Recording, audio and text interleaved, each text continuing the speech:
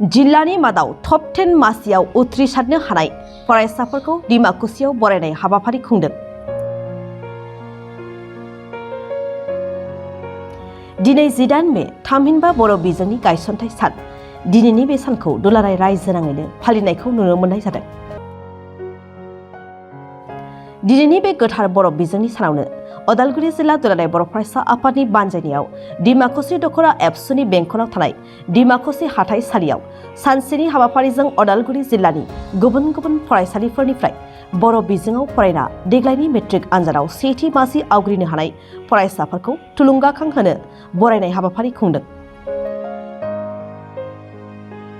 मख'नो गोनांदि देग्लायनि मेट्रिक आनजादाव जिल्ला नाङै गासै सा 332 फरायसाफोरा बर' बिजोंजों फरायना सेथि मासि आवग्रिनो हानायखौ जिल्ला एबसुआ गोजोननाय फोरमायनायजों लोगोसे बिसोरनि गेजेरनिफ्रायनो सा 10 फरायसाफोरखौ टप 10 मासियाव सायख'नानै बरायनाय जादों होननानै अदालगुरि जिल्ला एबसुनि आफादगिरि कर्नेलियास दैमारिया बुंदों। आंनि मुङा बिरखां बसुमतारी। आङो बड'फा इउन एकाडेमि कबिरालिनिफ्राय फरायदोंमोन। आं 87.83 जौखोन्दो मोनदोंमोन।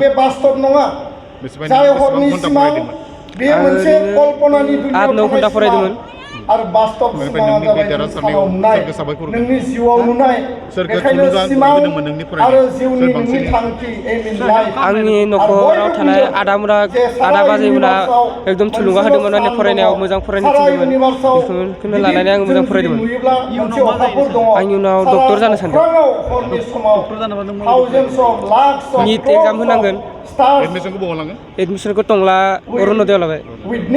जोङो सानफ्रोमबो नुयो मायबा कारनाव जानो हायाखै नोङो बेंकनि अफिसार जागोन 85.6 प्राइमारि इउएन एकाडेमि टांला जिउआव जे जोंनि थांखिखौ कनभार्ट खालामगोन जोंनि सिमाङा आरो बेखायनो बुंदों फिसा सिमां नुनाया पाप आरो जायफोरा सिमां नङा बे फरायसा फरायसुलिया जिउआव बबेखौ लानानै होसोगोन माखौ लानानै होसोगोन बे बाथ्राफोरखौ जोंहा साननो थाखाय दिनैसिमबो माने जोंनि फरायसा फरायसुलिया सानो आङो गोरिब गुन्द्रानि गथ' आंनि न'खराव जेबो गैया आंनि आइ आफाया साधारन आबादारि मारै जोंखौ सिमां नुहोगोन आं बोरै गिदिर जागोन सासे फरायसा फरायसुलिया आंनि जि अन एक्सपिरियेन्स आं जिखौ दिनै अबजार्भ खालामदों जोङो फरायनानै साख्रि लानायाल' जोंनि जिउनि थांखि नङा फरायबानो साख्रि मोनथारनांगौ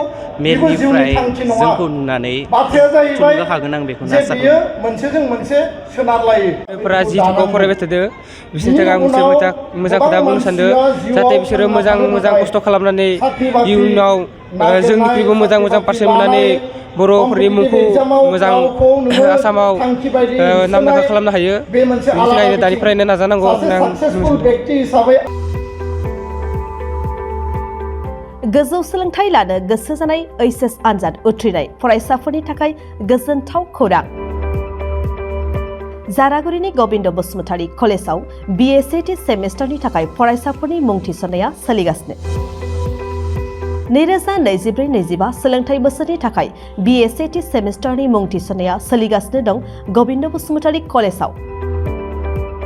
बड'लेण्ड मुलुगसोलोंसालिजों गनायथि जानाय क'क्राझार जिल्लानि गसाइगाव महकुमानि सिङाव थानाय जारागुरिनि गबिन्द बसुमतारी कलेजा फरायसाफोरनि थाखाय एसेल' फिसावनो फरायसाफोरनि थाखाय मुं थिसननाय खाबु लानानै फैदों।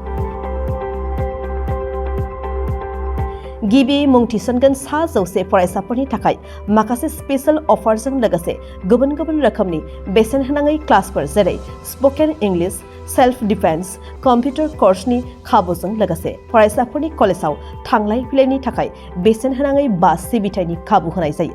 गबिन्द बसुमतारी कलेजा फरायसाफोरा गावनि गोसो बायदियै साबजेक्टफोरखौ सायख'नानै लानो हागोन। लोगोसे गोबां थाखोनि बिजाबजों बुंफबनाय बिजाब बाख्रिनि खाबुखौबो फरायसाफोरा मोननो हागोन आरो बे खेबनिफ्राय गसाइगाव फरायसालिमानि सिङाव फरायसाफोरा गावनिनो आंगो गबिन्द बसुमतारी फरायसालिमायावनो आनजाद मिरु एबा आनजाद होनो हागोन।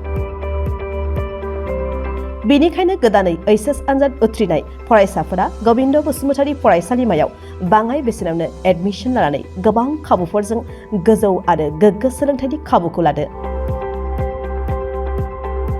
बांसिन मिन्थिनो थाखाय 9101784754 70022271929 970668088 मबाइल नम्बराव फोनांजाब खालामदो।